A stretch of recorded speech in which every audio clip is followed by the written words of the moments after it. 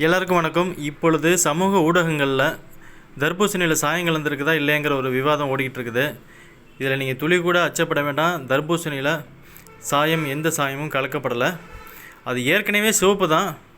அது திரும்பவும் இன்னும் கொஞ்சம் ரொம்ப சிவப்பாக மாற்றுறதுக்குன்னு எந்த ஒரு வியாபாரியும் விரும்ப மாட்டான். அப்படி செலுத்தவும் முடியாது. இந்த முறை தர்பூசணி நல்ல விளைச்சல்.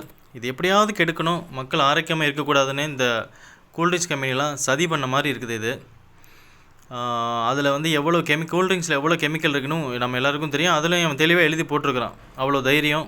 ஏன்னா மக்கள் எவ்வளோ எழுதி போட்டாலும் விளம்பரம் பண்ணி விற்றலாங்கிற ஒரு தைரியம்.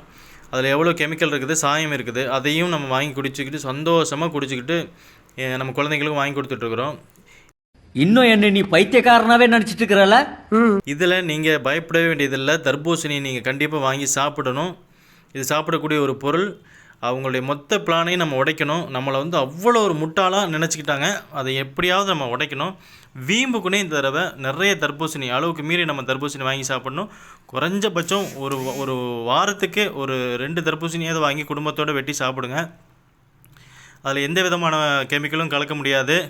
ஒரு பக்கம் நீங்கள் ஊசி எடுத்து குத்தி உள்ள சாயத்தை கலந்திங்கன்னா அந்த பகுதியில் மட்டும்தான் அந்த சாயம் கலந்து கெட்டு போயிடும்.